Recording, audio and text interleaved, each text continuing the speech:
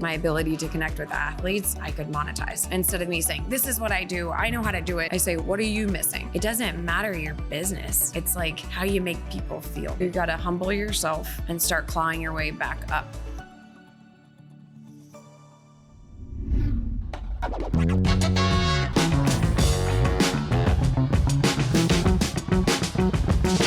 Right hand. So I'm here with Teresa Villano Reed. Get Busy podcast at the beautiful Califino tasting room down here in Oceanside. And you're cool. Your story is... Am I giving you San Diego? You're giving San Diego, Is this San Diego? And so many, actually a little bit of Colorado. I have to say a little denim, a little Encinitas vibe too. Yeah. Maybe just a touch of Alaska. Yes. I don't know. So you are in PR, marketing, branding. You work with influencers, sports, athletes, superstars. You're married to Andre Reed. You hang out with Terrell Davis. Colorado fans out there. Yeah. Hello, Colorado. Hello, home. But one of the things that is really interesting about you is that you are not impressed, right? You have a certain way you approach PR and marketing, and you specialize in athletes. You are deeply into empowering women and young women. So let's talk about your career trajectory, and then let's get into a little bit of detail, right? Like, what is PR? Like, why? Like, do all entrepreneurs need to think about it? How has it changed, right? Like, what about misinformation? What about trolls? Right? Like, how do you manage that as a business owner? But first, let's start with your journey. It's so interesting and so unique. Let's do it. Well, you said my vest is giving you Colorado vibes, but I grew up, my family's from New Jersey, and I grew up in Fairbanks, Alaska. I know. So here's the map. Yeah. And it's the top of the world. Yeah. So it's like the northernmost McDonald's, the northernmost Denny's, and we didn't have fancy stuff. So my parents were like kind of hippies, which is the exact opposite of my life now. It's like red carpets too, wearing the same jeans every day in Fairbanks, Alaska. But I think playing sports growing up in Fairbanks, because it was cold 40 below, it kind of made me who I am today. I played basketball. I varsity lettered in every sport. And I think that taught me about entrepreneurship, leadership, and how to deal with athletes now. Yeah. So from Fairbanks, I went to college. But in Fairbanks, one of the things I say a lot is that I was always the sixth man. Like, I made the team. I was there. I was in the mix. Right. But I never really played. Yeah. But that gave me a little chip on my shoulder. But you were immersed in it, right? Yeah. I was on the team. I made the team. My sisters didn't make the varsity team and these things. But it gave me the chip on my shoulder. So I always say the sixth man mentality has been a theme in my life. And then I went to Oregon State. I got a little academic scholarship, never got a B in my life. And I hung out with athletes all the time. Yeah. I think there's a certain energy about an athlete, whether it's individual sport or team sport, kind of different, but the competitiveness. Yeah. And is that the energy, is the competitiveness? Yeah, I play big. Yeah. And when a lot of the girls I played varsity sports with that were way better than me, I was like, I'm going to prove everyone that I can do this. And I never did it in sports, but I realized my ability to connect with athletes, I could monetize. Yeah. Is that connection you have with the athletes, like, does that come from your competitive spirit, the immersion of it, or just understanding the headspace? I think it's like your niche. So any good business person is like, we could be broad, but we should know our niche. And I started to realize like the athlete vibe was my niche. From community, from everything, I guess. Yeah. So I knew, like, I enjoyed when I was with the athletes, I understood their mindset. I don't know, energy. Yeah. And instead of being a professional athlete or a Division I athlete, respect to everyone that's made it that far, but I was like, I can find a space for myself. Yeah. And I created. And you found that space because you saw an opportunity, but also it's a passion, right? Yeah. Like, everything I've read about you is very much, you're not just like a machine, right? Like, you are in it with these athletes. You are participating in their brand and in the making of their brand and the recovery in certain aspects of their brand. So They probably relate to me because a lot of my athletes weren't supposed to make it. yeah. And in my head, I wasn't supposed to make it from Fairbanks, Alaska. And I have to tell this story. My favorite story is Teresa Witherspoon. I played basketball. I looked up to her. I had her poster on my wall. She did this quote when she made the Hall of Fame for the WNBA. And it was, do you have a minute? Can I say it? Yes. It's just a story about the 3 jumping frogs. Yeah, it's frogs. It's weird. But 3 frogs were in a dark, deep hole of depression. And up above them were haters. And the first frog's jumping, taking years jumping. And everyone, the haters, the people that have already made it, like, stay down there. You don't belong up here. What are you doing? Stop jumping. The first frog dies. The second frog is jumping. You're not good enough to be up here. You're the 6th man. You don't deserve to be famous or successful. You're not an entrepreneur. The second frog, after years of jumping, dies. Oh, man. The third frog, jumping, years outlives the 2 frogs, doesn't stop. The third frog jumps to the entrepreneurs, the world, becomes successful, jumps to the top with the light and is kicking ass. And the third frog was deaf. Oh.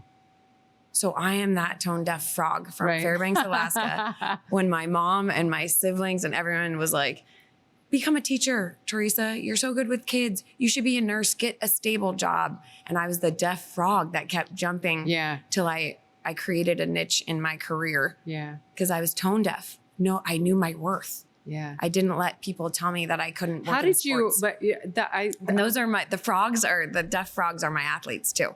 So I think that is a lot of how I can help them build their brand too.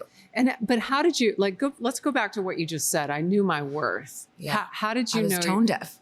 Yeah. You to just the didn't world. listen. Right. Yeah. Right. It was wild. But what did you say? No, did I I just know? wanted to know Yeah. how because a lot of people don't know their worth. Yeah. Right. But probably because they're, too attuned to taking in criticism and failure and dying like the other frogs. Right. Or giving up on their dream and regretting it. Yeah. I think, yes, my husband's Andre Reed, and that's a whole nother story, but he's a Hall of Fame football player. Yep. Like one of the best to ever do it. Yep. He's that deaf frog too. And I'll tell it, like, he is 29 wide receivers in the Hall of Fame, 36,000 NFL players ever, Yeah. millions of high school and college. He wasn't supposed to make it. I love telling his story for him because I tell the details, but he was tone deaf too. Because people are like, you're going to a Division II school. You're not going to make the NFL. Like, no one knows you at Kutztown University. He barely played his first year, and he said he didn't talk too much, and he had tunnel vision, and that was the deaf frog. Yeah. And he got so good, he was a starter. He played 17 years in the NFL. He was so tone deaf, he made the Hall of Fame. So that deaf frog is like my husband, my athletes, it's us. Yeah. I mean, I think to a certain extent, all entrepreneurs should heed that story. Keep jumping. Just keep jumping. And like, it's a theme since I've been in California for the last 3 days. People, the people I'm interviewing, all a variety of backgrounds and experiences. The one thing that keeps shaking out is exactly what you're saying. And Yeah. that is keep going. Yeah. Keep going. But getting back to like what you do. Yeah. Right. Sorry, I'm no, it's good. hashtag inspirational. Yeah, exactly. It's good. We're telling the story in pictures and parables. But what does it mean to be like a brand manager, a PR person with athletes? What do you do? Like, how do you? So if somebody comes to you, like, how does it all go down? So every human is different. And this is our whole world is like humans hire humans. Yeah. So we're all doing the same thing. And I love when people try to gatekeep, like, I don't have that contact. No, we're all doing the same thing and I'm going to get it anyways. But humans hire humans. So when someone comes to me, I give them, here's some of my services. What fits? What do you need? Instead of me saying, this is what I do. I know how to do it. I say, what are you missing? It's usually athletes that want more out of just playing football. Like they want to build their brand beyond the game, Yeah. a legacy. Yeah. And so I customize a plan for them to work throughout the season and we execute. So it's anything from community service, doing more media Yeah. like traditional media, building their social media brand, brand deals, Yeah. telling their story. And I saw a lot of your notes said storytelling, Yeah. and building an athlete's story. And Josh Elias is like, tell us your obstacles, tell us what you've been through, Yep. give us details, things we can't Google. Right. And that's part of building their brand. Yeah. Yeah. And so like the storytelling part of those questions, I mean, reading about you and reading about what you do and the people that you manage, and you really like, it's more than managing somebody. You are creating something, right? Something new, a new path for people.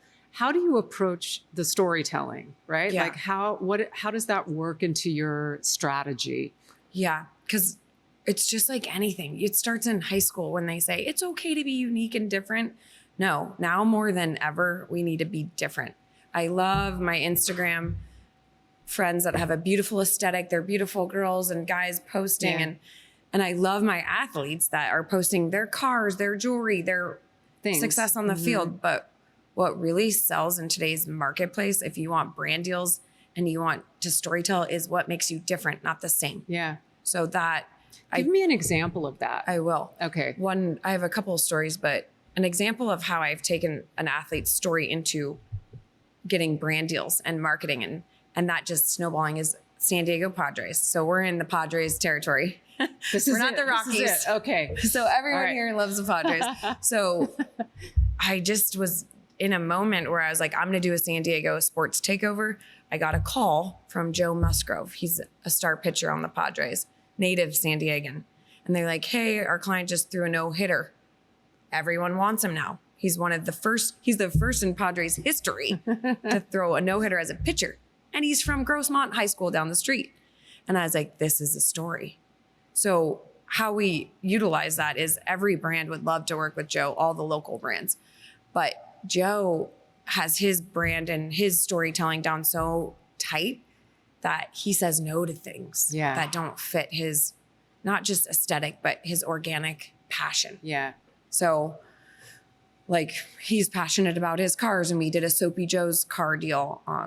He loves gambling. I don't know. So we did a casino deal, and there's different things that you can help tap into as an athlete, manager, and marketing agent is like, what do you like and how can we use your story to align? Yeah. But another example is like, I have a college NIL kid referred to me.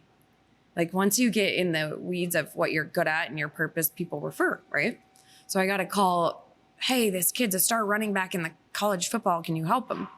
And I am. And he loves, I can't help or change this, but he is one of 9 kids. Oh, that's a lot. Many of them are incarcerated. Oh. But he has a passion for never having a nice car. So he's balling now, NIL for University of Washington. He's become like part of Andre and I's family. And we did a car deal. And he's so excited about it. Like I was like, that's kind of the athlete stereotype, but he's passionate about it. And it's part of his story. Yeah. You know? And he's posting and happy and he's going above and beyond the deliverables of the brand deal because he's so aligns with excited him. about it. Yeah. And it kind of fits into his story. Yeah. Yeah. Those are 2 examples. Yeah. So what if somebody comes to you like an athlete or, a celebrity? What if they don't, like, how do you get stories out of people? Right. Or do you just suss it out yourself? Well, I guess everyone's like, Teresa, your energy makes everyone feel like you're friends. It does. It's like, you can't bottle me up. But I think it's a gift. It's energy. It's feeling like we're friends. Yeah. Like, tell me the real deal right out the gate. And it's too much for some people. It's like, okay, that Teresa, but at least I'm memorable. Hello. That's my brand. Right. You know my name, but my brand is energy, excitement, passion. How can we help each other? So I do the same with an athlete. And I'm like, tell me what you stand for. And what are your pillars? Like, what do you stand for when you're done with sports or dead and gone? Yeah. And so it's energy and allowing people to open up and showing that we're partners in this and we can build and grow an empire if we want. Yeah. Don't you think that advice carries over not only to athletes, but to like life, to business, to founders, to, dreamers like that, knowing what you stand for and having a story. Your story is your value. It's what makes you special and different. Yeah. It's like we know your name, but your brand is like everything It's else. everything. Oh, remember that girl at the party? She was a podcaster and that's your brand. Yeah. It's just like, remember that? So that's what I tell athletes is when you're not in the room, what do your coaches say about your teammates? Exactly. Like, do they know the details of your life and what you've come from? Do they know how do you treat them? And my husband, they're like, oh, Andre's so nice. And he signs autographs for everyone. And he's like, Teresa, it's okay. When I'm dead and gone, it's how I made these fans feel. Yeah. And that's how we should treat people. Yeah. A lot of all my business, like Calafino and the Front Wave Arena that's new here, they were referred to me as well. And it doesn't matter your business. It's like how you make people feel. Yeah. And the relationships. And that soon, if you're doing the right thing, people are going to buy from you. Yeah. People are going to subscribe and attend because they're like, I know the owner. I have to tell you a story. One of my nephews, I call him, opened a pizza place down the street. It's national. It's called Prince Street Pizza. Okay. Well, he was like, Teresa, I need your help in San Diego. We're opening a shop. Cool.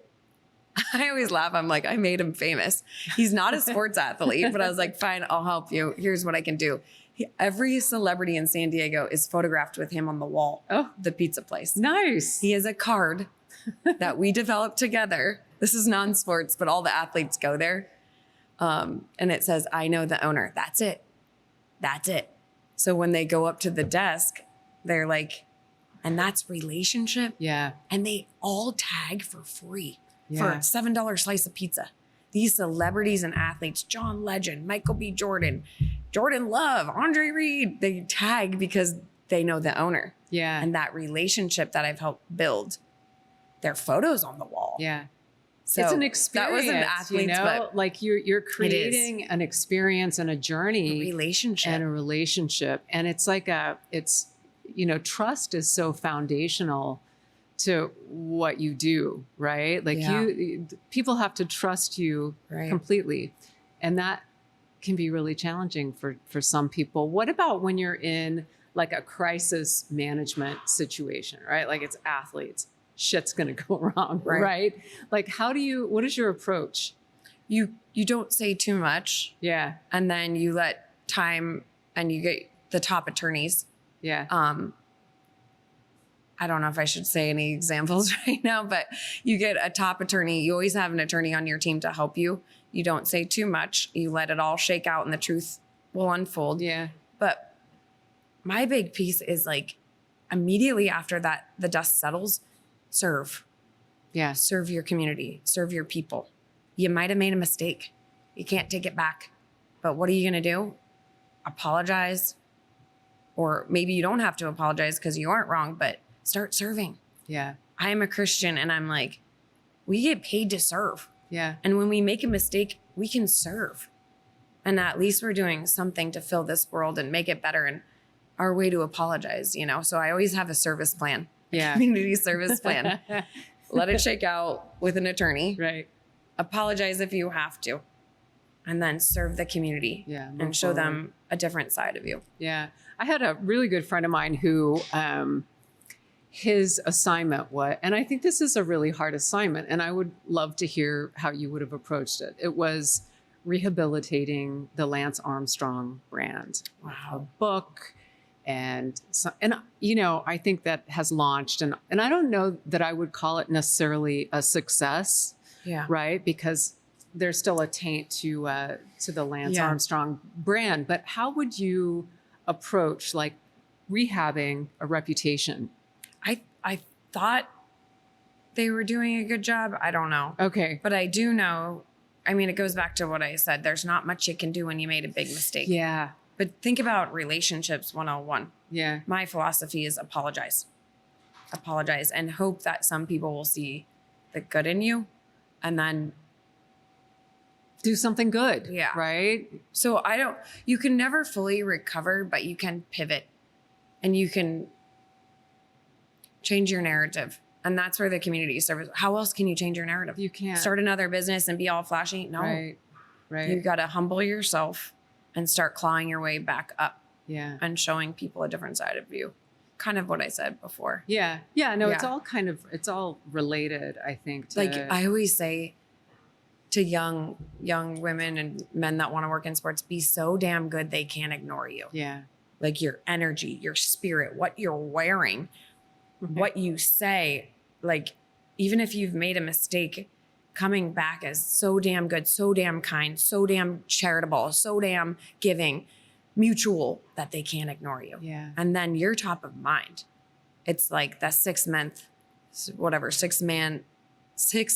mentality. Right. Like, don't be so damn good. When I leave this podcast, you're going to be like, wow, Teresa was cool. Yeah. Or whatever. I'm already saying that in my head. Right. But you have to stand out. Yeah. And I would advise that for Lance Armstrong, like be so damn good in the community I think that he wasn't contrite, right? Yeah. Like there was he something, wasn't apologetic, he wasn't feeling it. He was saying it, but Yeah. he wasn't feeling it. I mean, I don't know. Like I'm not in that world, but I thought it was really, really interesting. And we were talking a little bit earlier, the way PR has changed, not just what you do in brand management and creating these super cool narratives for athletes, but the whole area of PR has changed because platforms have emerged.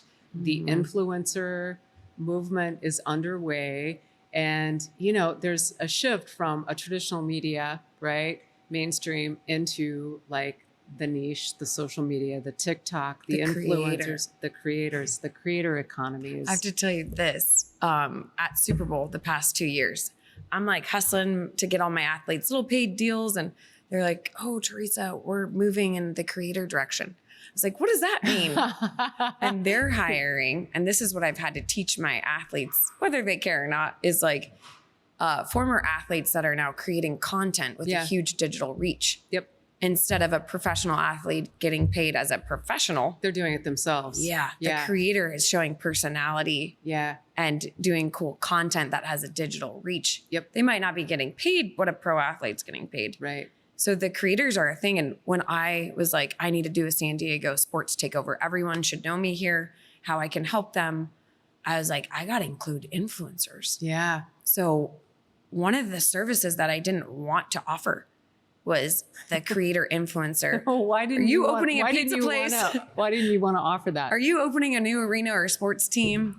Like Team USA, the women's team, hired me recently to use influencers to market their game here. Yeah. The She Believes Cup. And I was like, wow, this is a whole thing. Yeah. So I have 350 digital foodies, lifestyle athletes in San Diego alone. That's amazing. Isn't that wild? So I pivoted too. So I'm like, oh, you don't have an athlete I can represent one-to-one? Yeah. Fine. You have an arena? Cool. It's my sports jam too. Let me bring the kid from The Bachelor Yeah. that has 1 million followers and he'll promote, and they love sports. So everyone kind of knows me as that too, is like the girl that invites them to a game. Is still there, The right? sports theme is there, but I had to pivot a little bit. Yeah. And the creators are getting invited to sporting events to promote. Yeah. Instead They're of getting traditional front row marketing. seats at, traditional press events, I Exactly. mean, it's a very You're important phenomenon. It's not just the news station, it's No, the creator getting content. I mean, there are female creators who are front row seats at the Super Bowl, The pressers. reporting like at the as a former journalist. Yeah. It's like, ooh, ouch. But isn't it wild that they used who they were Yeah, to build their digital following instead of being by like someone else's book? absolutely. Right. You're not owned by an outlet or Right. a brand or the call letters And that's of a the third, station. that's the deaf frog. Yeah, it is. And they just Jumping. keep showing up. And, the traditional journalists from, ESPN and the Washington Post, they are insulted, Right. right? That I this always is call happening. that, like, even my husband, the OG. Yeah. And the OG POV, we always do his TikToks. I helped him get on TikTok. Good job. He's a 60-year-old NFL Hall of Famer with 40,000 followers on TikTok. And I'm like, the OG POV is valid and heard and seen and Absolutely. respected. Yep. But now here we have this. Yeah. So what are we taking? Got to meet in the middle. Yeah. Yeah. Start a TikTok. It's an amazing platform. I It mean, is. it's the number one search engine for, a younger demographic. It Right? is. People go to TikTok to research what we would have looked at Google for. It's wild. Right? It's So crazy. the athletes using the platforms, and now my newest thing, it's like, so for University of Washington, this young kid that I love, I can't wait. He'll go to the NFL next year. I pitched to the whole university, hey, this idea, since this is my client, he's the best player on the team. What about doing an influencer day Yeah. and touring the stadium and Oh, inviting them nice. to a game? Yeah, the Lakers are doing it, but is a college football team doing it? So I brought all the Love is Blind cast from Seattle to tour University of Washington. And the head of marketing is like, who is this chick? I thought she was just representing a player. She's creating something. And I was like, I'm doing it to benefit my athlete. Yeah. Because all four of them had like 100,000 to 1 million followers, two of them. Wow. And so that helps my athlete making friends in the digital space, tagging each other, supporting each other's stuff. When he scores a touchdown, they're tagging. right. That's my hope. And they're like, what are you doing here? And I was like, I'm creating something. And the head of marketing is like, Shaking things wow, up. can we invite them to a game? So that's kind of like how I pivoted the athletes into the creator influencer space by becoming friends and building relationship. But do you train athletes to become influencers? Is that No. part of the deal? Or do they No. just sort of do that on They their become own? that by telling their Their detailed story. Yeah. But also, sometimes they're like, oh no, Teresa, I don't care about that celebrity. But then I tell them some bullet points on why. Like, hey, you don't want to invite the Love is Blind people. Here's why. Here's their profiles. Huge Husky fans.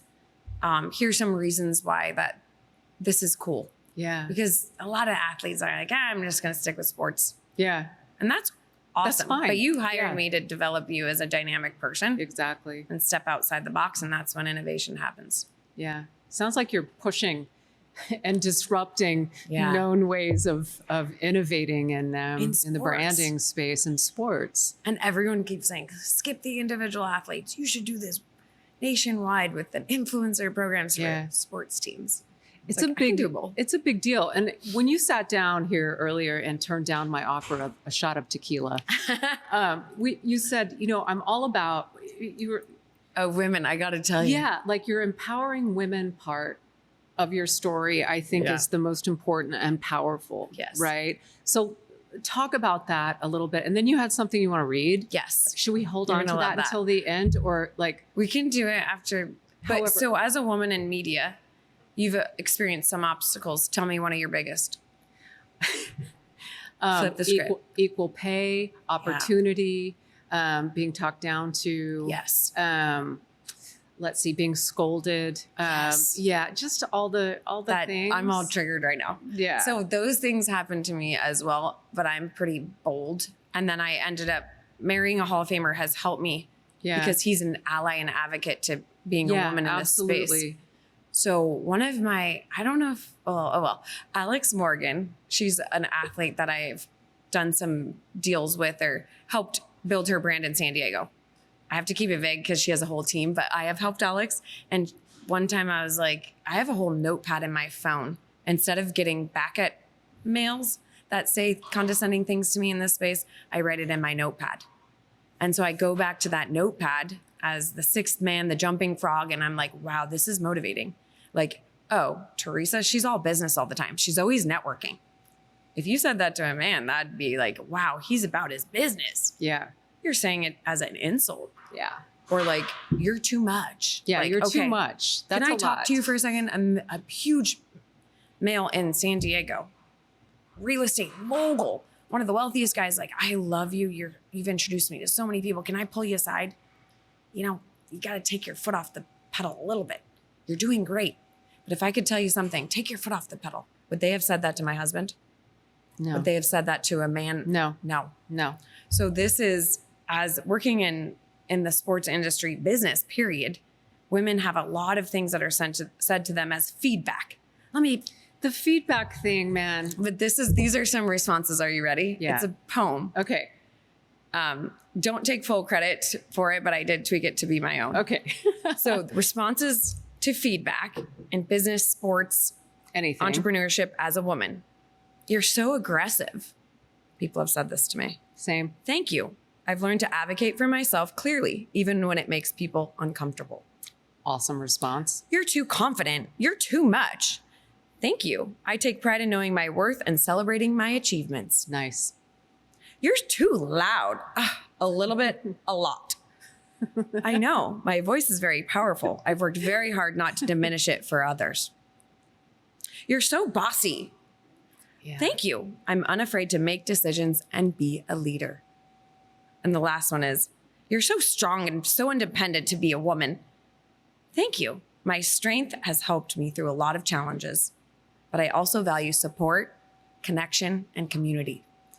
Where has that been all my life? Where has that been So all my life? all these responses, is a thank you. Thank you. Like acknowledging. and Yeah, it's I taken us a worked on long that. time to get here. Yeah. The whole thing where you're so loud, you're so bossy, you're so pushy. That Do is a people say that to men? no. My husband's never been called bossy when he's No. like, all right, we're going to go. Nope. We're going to get in the car. We're going to do this. Yeah. Nope. No. No. They're like, wow, he's got a plan. Yeah, exactly. Organized, keeping all the trains He's running doing on things. time. But I don't know. What stood out to you? I'm gonna have to say the voice. You're loud, and thank you. I've worked for a long time to find my voice. Even That- when it makes people uncomfortable. Right. Because have you been at a boardroom table? I love when Yes. I'm the only woman in Yes, there. many And I'm times. like, yeah, I got my eyelashes popping and I got my nails and Yeah. I always make a point to say something because I want the little girls, the future generation of businesswomen, women in sports, Yep. women entrepreneurs to bring something to the table. Take your Say seat. something. Have agency. Don't Yeah. wait to be invited to the table. Don't wait for them to say, what do you have to say? No, Yeah. create a space and Yeah. time for you to say something. Yep. Because we're not going to be respected unless we have a voice. That's exactly right. That's exactly right. I have a story from my very early days in a boardroom in media, right? Mhm. Male dominated, way before, the digital media pivot. I was in a boardroom. We were trying to figure out what to do at a trade show, right? Like, what was the gimmick going to be? Mhm. And we had a CEO who's at the table. He had a pinky ring and he kept tapping it like this, tap, tap, Mhm. tap, tap. And he's like, I know what we're going to do at this conference, right? We're going to get an espresso cart and we're going to have a babe in a short skirt serving espresso. And I'm sitting there, I'm like, that's not very original. And he goes, and Amy's going to be the one in the short skirt, right? And all my life, I have waited for that moment, right? To say the right thing, Yeah. right? Like, What did you say? get nothing, right? Like I said nothing. All of my training in college, and I was just out of college. Mhm. I just sat there and said, okay, right? I didn't have my voice yet. Nobody told me it was okay to tell that guy that is not okay, right? Right. So I think that's the I don't even still to this day know the answer because I'm like, yeah, you think I don't we're know. cute or pretty? right. That's Like, awesome. but why did I lose my voice? I Right. don't know. I don't know. So Sometimes it's that one's a mind blow because it's like the promo girl concept. yeah, no, and it's I don't just- even know what I think about that. right. But I was a trained journalist, Yeah. right? Like I've been Right. all over the world reporting on technology, and to assume that I Worked would hard to earn right, like this spot at the table. yeah, exactly. I'm in a boardroom, and anyway, it doesn't matter. The main thing is we have an opportunity Yeah. to teach women and show women Yeah. that What you it have to looks like. find your voice, to play and big. it's okay to use it. Yeah. It's powerful. That's Yeah. your superpower. And is if your men voice. can come off as a leader and confident, why can't we? yeah, exactly. Does it matter what we look like? It shouldn't. Shouldn't it be what we've accomplished? Yeah. How we make people feel? Yeah, How we can deliver? Give me a Right. task. yeah, Give me 48 hours. I got you. exactly. That's like all my athletes. I posted this today. I'm helping him do community service. He's now a running back on the Dolphins. Oh. And he's from the Inland Empire. And he wrote, "Thank you so much for shining your light so bright. You are truly the best. I'm blessed to be able to work with you and impact lives together." See, And that's a man in a power position, scoring touchdowns, right? the young generation. And it takes women like us being in their lives. Yeah, I think so. I think so. Strong men. And there's with that comes fearlessness, Yeah. right? Like you have to be a little bit fearless Yeah. to do what we do, right? And we need to teach women in the up and coming generations that you got to be a little bit fearless if you want to get ahead and if you want to make a difference or impact change in some way. You know, I won't say any names, but I have on my notepad of like discrepancies. Instead of telling the world, I'm just like, these hurt me, but it's going to motivate me. One was like, oh, I don't have children. I've put all my eggs into my work basket. I'm like, oh, you don't have kids? Perfect. You can hang out with us all night long. You'll have no drama, no extra, things you have to do. Perfect. And I was like, wrote that down, thought about it. I'm still processing actually, because I'm like, what if I did have kids? I'd still be equally as productive. That's exactly and right. I'm badass. That's exactly right. And I'm not going to say women have it all because we already did. Yeah. No, I don't know. That one. We can do it all. So a feminist, which I don't know what the hell I am, but a feminist on a panel, she was in the audience and all the cute ladies up there, we were like, wow. The one lady's like, women can do it all. We can do it all. And the feminist taught me that day. I was like a sponge. We already had it all, honey. Yeah. We don't need it. We already had it all. Yeah. Women make up 50% of the population in the world. Yep. We need to act like we've been here. I so agree with that. I mean, I really, really do. Like I don't know. There are opportunities. It's a perception problem almost with ourselves, right? Like giving ourselves permission to be present and excellent and competitive. And we need to like our interns, the people we hire. Yeah. I always am like, hey, this is what we're going to do. And a lot of people will be like, that's Teresa's mini-me. Is that an insult? She's a go-getter. She has a voice and people know her name in the room. And so I'm like, I'm training little mini-me's to stand a little up. army of Teresas. And they don't have to do, needs. They don't have to do one thing. Like if new things come into the universe, like you can pivot. Yeah. And you can have your eggs in a couple things and throw spaghetti to the wall and see what sticks. Yeah. But don't be afraid, right? Like you're going to fail sometimes and you're going to fall and you just get up and keep moving, you know? So as we're kind of wrapping up here, first of all, thank you for the generosity of your storytelling. They call me the hype.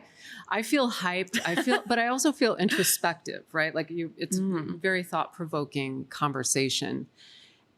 As we're wrapping up and you have all these passions and you've done all these cool things, like, is there a single piece of wisdom that you would impart not only to young women, but to entrepreneurs, startups, women founders, right? Anything that has really guided you along your journey?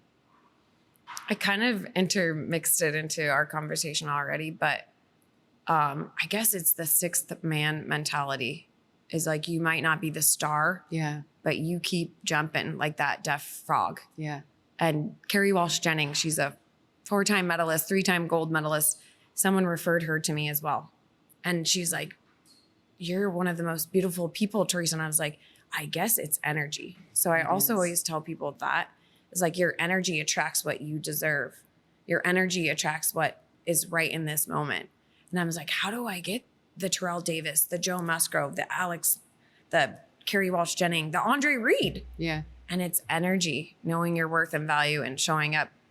I'm playing big and they're talking about you. And that's a good thing. Yeah. When they're talking about you, you're going to get referrals. You might make people uncomfortable, like the poem, but you get your business done. Yeah. So I guess it's have that chip on your shoulder and know it's okay to be different and not totally conform and go for it. Play big. Don't give up.